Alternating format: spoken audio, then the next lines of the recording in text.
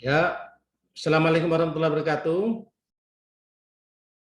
Waalaikumsalam warahmatullahi Waalaikumsalam warahmatullahi wabarakatuh. Nah, sudah bisa lihat anunya apa postingannya belum ya?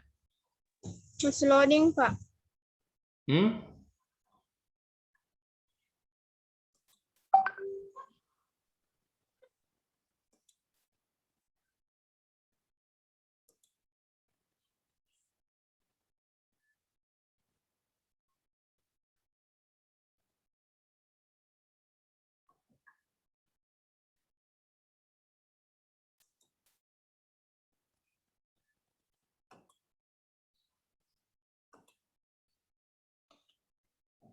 Ya, sudah bisa ya.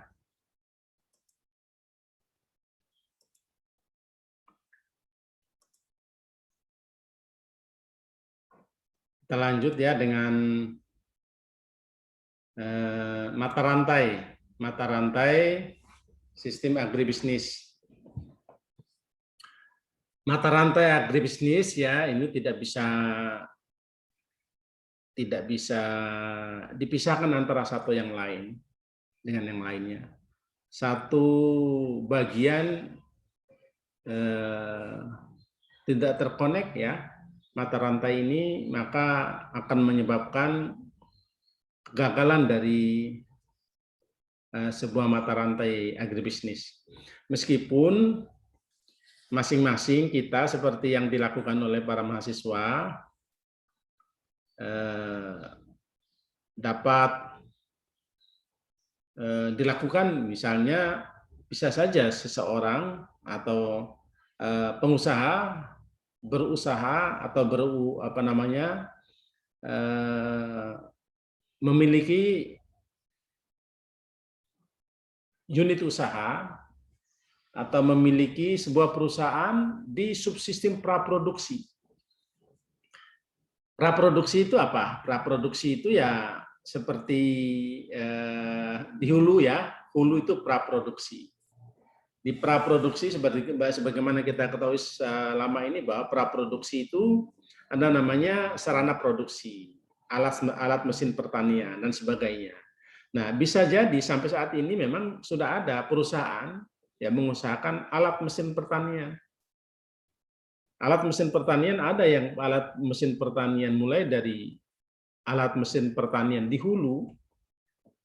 Alat mesin pertanian di hulu itu seperti traktor, hand traktor.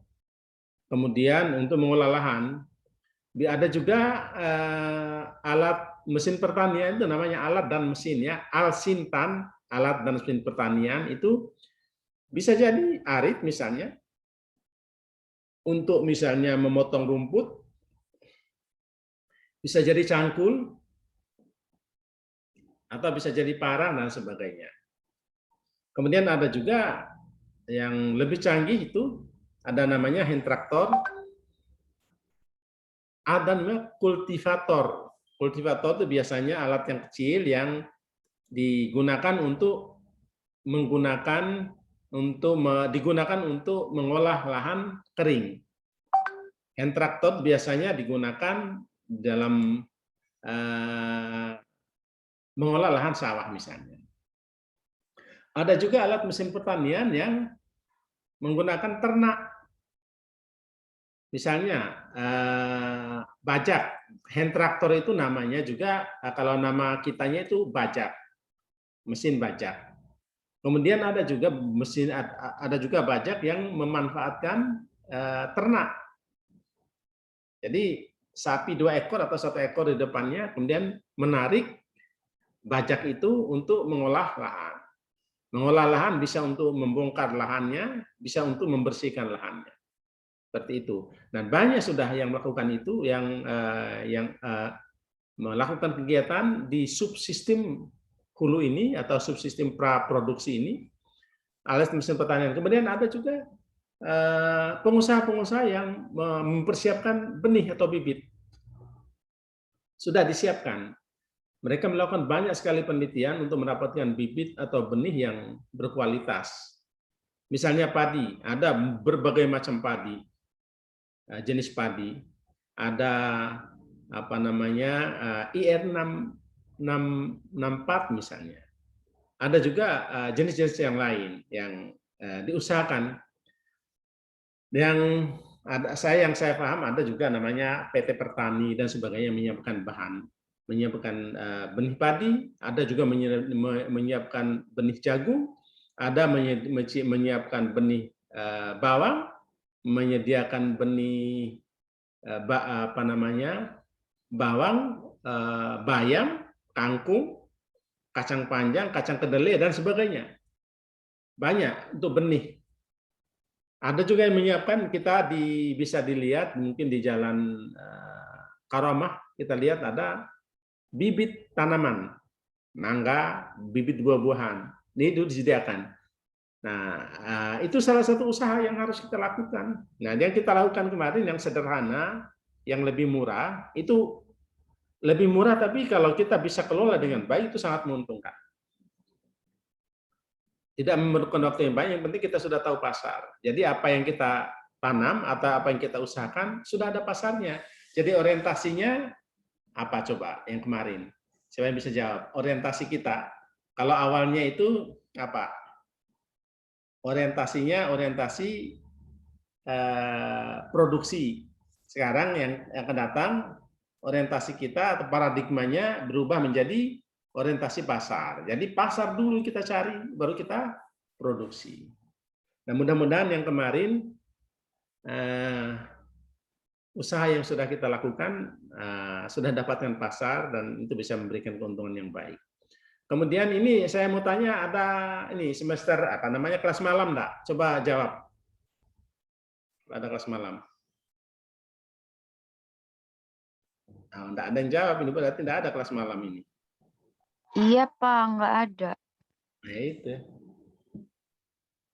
Oke, kita lanjut aja ya. Jadi seperti itu ya, subsistem praproduksi itu ada alat mesin pertanian di awal ya. Kemudian ada alat mesin pertanian nanti di tengah apa namanya di hilir. Kemudian ada benih ya, ada pupuk. Ada benih, ada pupuk.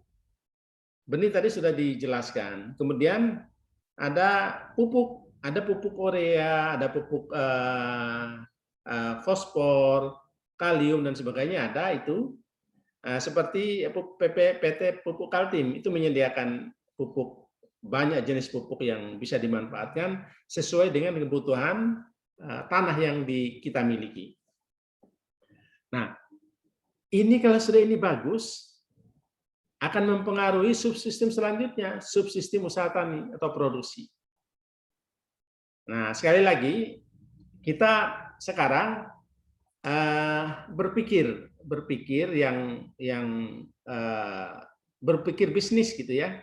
Yang bisa kita usahakan itu subsidi praproduksi tadi ya.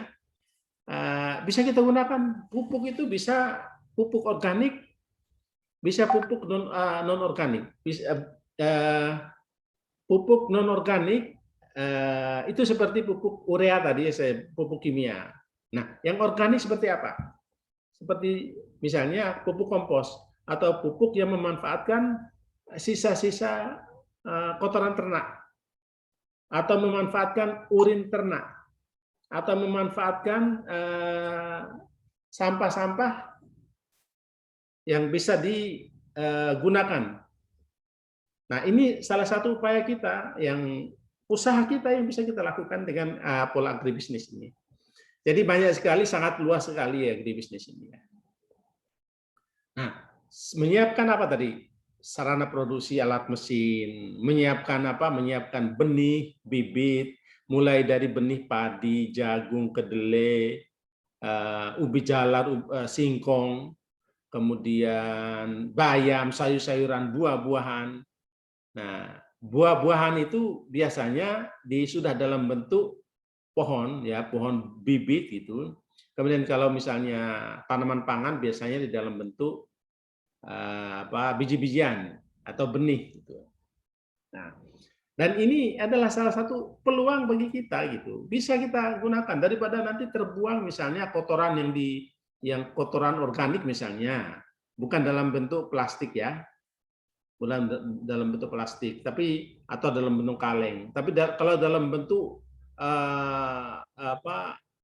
daun-daunan misalnya, daun-daunan atau sisa-sisa makanan itu masih bisa digunakan untuk pupuk praproduksi. Itu pupuk organik ditambah dengan bahan-bahan yang mikroorganisme yang mampu meningkatkan organisme dalam sampah-sampah itu bekerja dan bisa menyuburkan tanaman. Kemudian ada obat-obatan itu misalnya pestisida. Nah, sudah dijelaskan di awal juga pestisida. Pestisida itu bisa pestisida kimia dan bisa pestisida alami. Nah, yang paling bagus itu yang alami sehingga tidak menimbulkan keracunan tubuh bagi yang mengkonsumsinya. Nah, sekarang bisa kita lihat itu ya. Kita kalau ke pasar melihat bayam atau melihat sayuran yang yang ada bolong-bolong, nah, kita tidak suka. Yang kita mau yang mulus sama sekali. Padahal yang mulus sama sekali belum tentu itu bersih dari pestisida. Ada yang terlalu mulus misalnya sehingga tidak berani dimakan oleh ulat misalnya. Dan itu adalah berbahaya bagi tubuh. Yang paling bagus kita gunakan adalah menggunakan pestisida alami yang tidak berbahaya bagi tubuh. Dan ini menyangkut dengan pangan yang sehat. Menyangkut pangan yang sehat. Kalau misalnya terlalu banyak kita manfaatkan pestisida kimia, itu akan berbahaya bagi tubuh, ginjal, dan sebagainya. Itu yang subsistem yang kita namakan subsistem praproduksi. Nah, ini peluang usaha juga bagi kita. Kemudian, subsistem praproduksi ini sangat berpengaruh pada subsistem usaha tani atau produksi. Nah, produksinya akan bisa bagus kalau bibitnya bagus. Produksinya akan menjadi bagus kalau lahannya diolah dengan bagus. Produksinya akan bagus kalau pupuknya bagus. Produksinya akan bagus kalau obat-obatan yang digunakan juga bagus.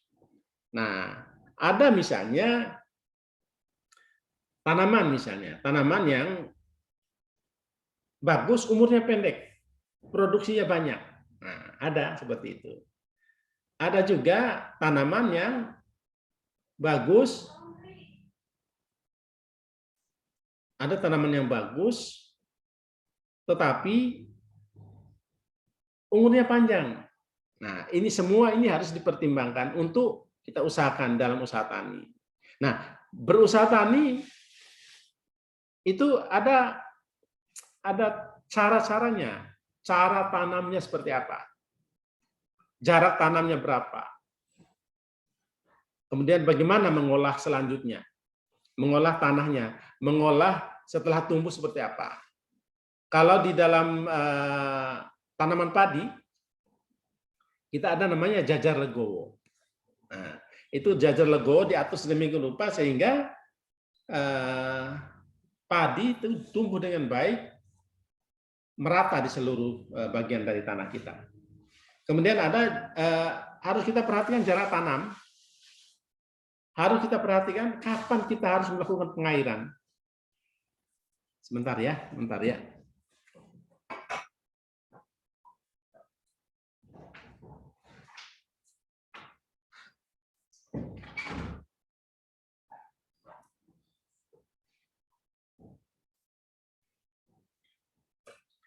Kita lanjut ya. Kapan kita harus melakukan pengairan? Pada hari keberapa kita harus memasukkan air ke dalam ke sawah kita? Itu semuanya itu diatur. Kita tidak bisa mengatur sendiri. Dan kapan kita kira-kira menanam? Musim hujan atau musim kemarau? Nah, tadi sudah saya jelaskan jarak tanamnya. Jarak tanam antara satu jenis tanaman dengan tanaman yang lain berbeda. Nah, kalau misalnya rambutan, berapa kali berapa? Nah, itu kenapa harus diatur? Kalau terlalu dekat akan berebut sari-sari makanan dalam tanah. Kemudian juga kalau sudah besar, maka antara daun atau ranting yang satu dengan ranting yang lain akan bergabung dan akan mengganggu tanaman antara satu dengan yang lain. Oleh karena itu memang perlu diatur jarak tanamnya sesuai dengan kondisi lahan yang dimiliki. Kemudian cara pemupukannya, pemupukan pakai pupuk apa? Apa pupuk cair atau pupuk biasa? Yang cara pemupukannya juga harus disesuaikan. Berapa kali setahun atau berapa tahun sekali dan sebagainya itu diatur sedemikian rupa. Dan ini bisa kita lakukan kalau kita punya lahan. Kalau kita punya lahan. Nah, petani itu kerjaannya. Ada petani, kita itu selalu berpikir bahwa petani itu hanya petani padi, petani jagung yang kotor itu. Padahal yang kotor-kotor, yang kita pikir juga bahwa petani itu selalu kotor karena mencangkul, menyiapkan lahan. Padahal sekarang sudah ada hand traktor, sudah ada traktor. Kita tidak bisa berdasi. Tapi lahan kita banyak. Di Amerika itu lahan satu orang bisa ratusan hektar, puluhan hektar. Kita ini kalau di Indonesia kadang-kadang banyak jadi buruh tani. Lahan yang diolah itu tidak sampai 1 hektar. Dan ini yang perlu kita usahakan. Nah, di Berau ini alhamdulillah lahan masih banyak. Tinggal kita mau atau tidak. Daripada didatangkan dari luar misalnya. Jagung datangkan dari luar. Kedelai datangkan dari luar. Mana itu si Mia? Mia itu punya usaha tahu tempe, tapi mungkin kebanyakan kedelainya datangkan dari luar. Gimana Mia? Iya, betul. Iya, betul, Pak. Nah, kan terjawab sudah. Padahal kita di Kabupaten Berau memiliki lahan yang banyak. Nah, dulu di Tali Sayang ada namanya di Tembudan. Itu sampai mendapatkan penghargaan dari Presiden, Presiden Megawati, Presiden Susilo Bambang Yudhoyono, karena mampu menghasilkan produksi kedelai yang bagus. Kandungannya lebih bagus daripada kandungan kedelai dari luar. Santannya lebih enak, lebih banyak, meskipun biji-bijinya kecil. Bijinya kecil tapi kandungannya lebih enak. Nah, kita punya lahan yang banyak. Ini peluang bagi kita. Kedelai daripada datangkan dari luar, kita hasilkan sendiri. Dan kita lihat sendiri bagaimana prosesnya, pemanfaatan pupuknya, pemanfaatan pestisidanya, bisa kita kontrol di dalam daerah. Lebih bagus mengambil dalam daerah, lebih mahal tetapi kualitasnya lebih bagus. Dan ini harus difahami oleh para konsumen dan sebagainya. Kita punya lahan jagung. Jagung kita, alhamdulillah di Kabupaten Berau ini kita punya jagung yang bisa diekspor keluar. Karena produksinya sudah sangat besar dan menjadi 63% atau sampai 65% itu menyumbang produksi Kalimantan Timur. Jadi dari 100% produksi yang dihasilkan Kalimantan Timur itu 63 sampai 65% dihasilkan di Berau. Dan sudah banyak memang perusahaan-perusahaan yang sudah datang ke Berau untuk membeli produk Kabupaten Berau. Dan inilah rantai produksinya. Subsistem praproduksi sangat menentukan subsistem usaha tani, produksinya.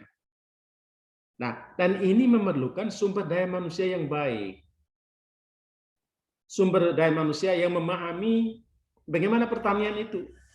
Nah, kerjasama juga antara Fakultas Ekonomi atau Prodi ESP, ini Ekonomi Studi Pembangunan, misalnya, dengan STIPER atau Fakultas Pertanian, itu sangat erat nanti. Karena apa? Karena nanti kita bisa jadi mengusahakan subuh usaha tani atau produksi ini. Subsidi usaha tani produksi ini Kemudian yang mengerjakannya itu harus orang yang memahami. Jangan sampai nanti kita salah pupuk. Salah pupuk, salah melihara, salah memangkas, salah mengairi, salah memberi racun atau memberi pestisida dan sebagainya. Oleh karena itu diperlukan memang sarjana atau orang-orang yang mengerjakan itu. Nah, kemudian di akhir daripada produksi ini adalah panen. Panennya gimana caranya? Bagaimana cara panennya? Apakah nanti langsung ditarik begitu saja atau pakai gunting? Ataukah ditarik begitu saja kemudian langsung dirontokkan? Kan banyak itu, Bu. Sekarang sudah ada mesinnya, mesin panen. Tadi kan ada mesin di awal, mesin pengolah lahan ya. Nah, sekarang sudah ada lagi mesin semprot, mesin pupuk yang bisa memupuk sendiri, yang ada bisa menanam sendiri.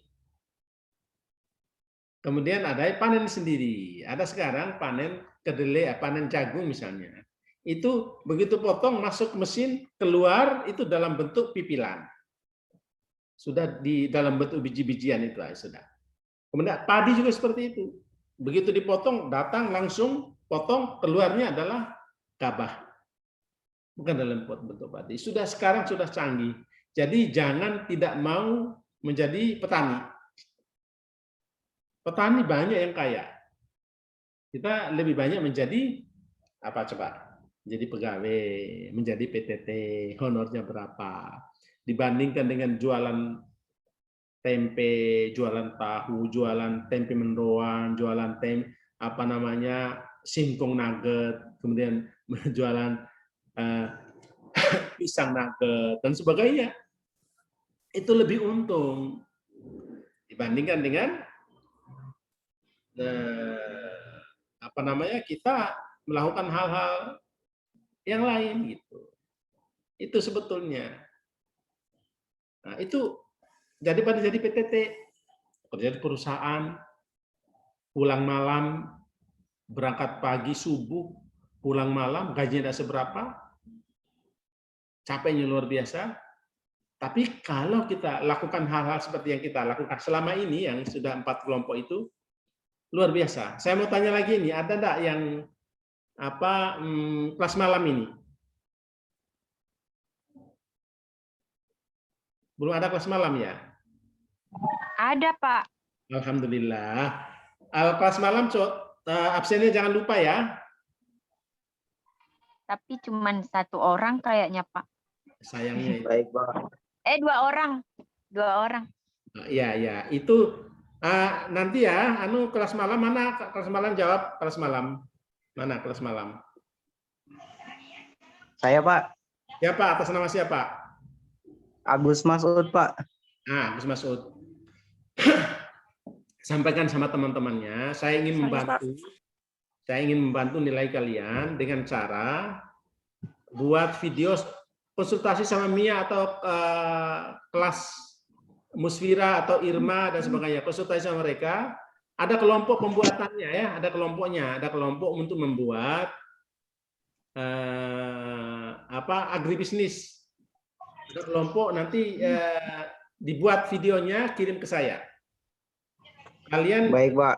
mungkin bikin 2 atau 3 kelompok aja, ya. Saya ingin membantu, Kalau tidak, ya kasihan gitu nanti. Karena itu akan saya sudah senang teman-temannya itu sebelum membuat membuat produk itu diawali dengan cerita atau teori. Kalau bisa, kalau memang diperlukan itu beberapa, misalnya 1 atau 2 menit sampaikan apa itu agribisnis, kemudian terdiri dari sistem apa saja dan sebagainya. Nah, saya ingin itu ya disampaikan ya sama teman-teman yang lain sehingga nanti jangan sampai nanti ada yang tidak lulus. Nah, caranya itu ya ikuti seluruhnya kuliah. Ini harapan saya, ikuti semua kuliahnya. Kemudian nanti ikuti apa yang saya katakan tadi, seperti yang kelas yang lain, kelas pagi itu sudah bikin kelompok dan videonya bagus-bagus. Bagus-bagus semua. Saya lihat itu yang nonton ada yang sudah 300 lebih. ada yang 200 lebih, ada yang 100 lebih. Itu luar biasa.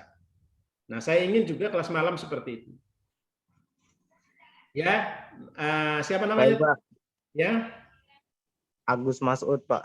Agus Masud. Ya, kebetulan ya HP saya rusak, jadi nama-namanya sudah hilang. Nah, hilang. Ini sudah mau habis ini ya, mau habis waktunya. Kita lanjutkan lagi ya. Kita lanjutkan lagi. Saya membuat apa namanya link ulang nanti ya sebentar. Kalau sudah habis baru dibuat lagi. Oke, kita lanjut ya. Sistem usaha tani itu bagus sekali di Bro. Kemudian setelah subsistem usaha tani atau produksi ini, kita masuk ke arah berikutnya.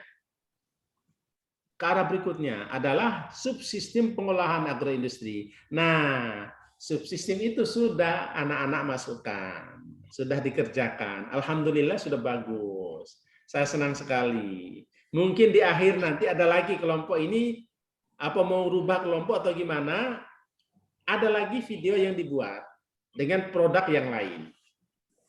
Saya kepingin nanti, kalau kemarin masih produk sekunder memang, tapi belum dalam bentuk bungkusan. Yang akan datang di akhir semester ya, di akhir semester harapan saya ada lagi yang dibuat, kelompok ini tetap atau dirubah, supaya enggak repot, tetap kelompoknya, tapi produknya sudah dibungkus dan sudah ada namanya. Ya, bagaimana? Iya, Pak. Siap ya? Pak. Kelompok yang sama, saya ingatkan juga nanti kelompok malam dibuat seperti itu. Nanti 2 kali ya, karena yang kelompok apa namanya kelas pagi sudah, yang pertama, nanti kelompok malam juga akan membuat 2 kali. Supaya nanti saya harapkan nggak ada yang dapat C lah. Nggak ada yang dapat C lah gitu, harapan saya. Nggak ada yang dapat C. Karena kalau sudah 2 kali bikin begitu, wawasan agribisnisnya sudah mantap. Ya. Nah, ini kita masuk sini. Setelah kalian merasakan, menikmati dan menjalankan subsistem pengolahan ini, maka akan mengerti bahwa nanti harus dilihat kualitasnya seperti apa, kedelainya seperti apa, pisang seperti apa, singkongnya seperti apa. Nah,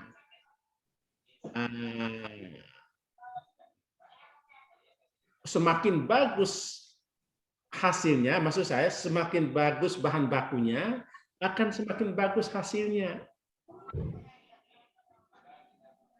Akan semakin bagus hasilnya. Semakin buruk atau semakin jelek kualitas daripada bahan baku, maka akan semakin jelek juga hasilnya. Nah, produk yang anak-anak ngambil untuk bahan baku itu namanya komoditas primer. Nah, komoditas primer ini bisa juga langsung dijual. Nah, bisa langsung dijual dan akan lebih menguntungkan kalau dilakukan pengolahan. Nah, bagaimana caranya? Nah, subsistem pengolahan atau agroindustri ini meningkatkan nilainya atau istilahnya added value. Added value, menambah nilai tambah. Nah, kalau misalnya kedelai langsung dijual, 1 kilonya berapa? Mia berapa 1 kilo?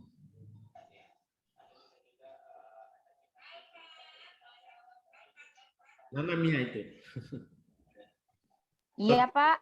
Berapa harga kedelai 1 kilo sekarang? 12.000. 12.000 1 kilo. Kalau dibuat menjadi tempe mendoan, harganya menjadi berlipat-lipat. 1 kilo itu hanya ditambah beberapa poin, ditambah tepung, ditambah apa, bagian harganya menjadi 1 kilo itu bisa ratusan ribu. Satu biji tempe mendoan berapa harganya? Satu potong. Katakanlah 5.000. Apa? Enggak usah lah. 1.000 lah atau 2.000 lah. Nah, itu yang kita buat 1 kilo berapa? Itu nanti akan hasilnya banyak dan itulah yang disebut dengan nilai tambah, added value. Nilai tambah, added value dari produk itu. Pisang misalnya, kita bikin pisang nugget misalnya. Pisang nugget kita buat pisang nugget. Berapa satu sisir pisang? Kalau saya lihat satu sisir pisang bisa 5.000. Setelah bisa jadikan nugget luar biasa. 5.000 menjadi puluhan ribu, bisa ratusan ribu. Hanya satu sisir. Nah, makin bagus, makin enak, makin indah bentuknya, makin mahal harganya. Dan itu luar biasa gitu. Jadi kenapa harus diolah atau dimasukkan dalam agroindustri agar ada nilai tambahnya. Harga jualnya menjadi lebih tinggi. Sama dengan jagung. Kalau jagung itu, kalau jagung ya jagung pipilan ya, bukan jagung manis ya. Kalau jagung manis itu harus dijual dalam bentuk seperti itu. Bisa juga dalam bentuk yang lain. Nah, jagung misalnya. Atau singkong lah, yang singkong nugget ya. Singkong nugget, singkong lebih murah lagi harganya. Tapi setelah jadi nugget, luar biasa. Apa aja produk kita kemarin? Yang kalau tidak salah ada apa namanya tempe mendoan, ada pisang nugget, singkong nugget, apalagi satu? Keripik pisang, Tahu Pak. balado. Keripik judes ya. Iya, Pak. Keripik pisang judes itu luar biasa namanya. Itu kalau bisa itu nanti dibungkus dikasih merek. Keripik judes, coba bayangkan itu. Orang tertarik itu dengan namanya. Keripik judes. Itu coba nanti. Keripik itu keripik pisang ya. Pisang itu berapa harganya? Kalau jadikan keripik, yang pertama itu akan menjadi sebuah pengawetan yang bagus karena digoreng misalnya keripik, disimpan lama. Kalau pisang sendiri sudah matang, enggak begitu ini. Apalagi dikasih bumbu dan sebagainya, harganya dari 5.000 menjadi puluhan sampai ratusan ribu. Nah, itu yang ini. Nah, inilah fungsi dari subsistem pengolahan, ya. Fungsi dari subsistem pengolahan agroindustri. Nah, setelah itu subsistem pemasarannya gitu. Bagaimana memasarkannya? Tadi sudah itu sangat tergantung dari pasar. Sangat tergantung dari pasar. Nah, orientasi kita dari orientasi produksi menghasilkan saja, belum tahu pasarnya, menjadi kepada orientasi pasar. Berapa kebutuhan pasar, itu kita produksi. Kalau kelebihan, kita simpan bahan bakunya misalnya di dalam tempat yang gudang yang sudah disediakan gitu. Nah, insya Allah nanti akan menghasilkan sesuatu yang luar biasa. Nah, ya itu harapannya seperti itu. Jadi ada pasarnya. Pasarnya kemana pasarnya? Nah, saya harapkan nanti produk berikutnya sudah dalam bentuk ini. Seharusnya di bulan Ramadan ini ada sudah yang dihasilkan, yang dijual. Saya tuh sebetulnya kepingin itu mau lihat hasil yang dijual di pasar Ramadan atau gimana, yang bisa dilihat gitu. Kemudian itu ya, jadi setelah subsistem produksi, praproduksi, masuk ke subsistem usaha tani produksi, kemudian hasilnya kita olah untuk apa? Untuk mendapatkan nilai tambah. Kalau ujian ditanyakan kenapa perlu pengolahan agroindustri, kalau ditanya ujian seperti itu, untuk mendapatkan nilai tambah atau added value. Nah, added value itu tadi mendapatkan nilai tambah dari produk awalnya, produk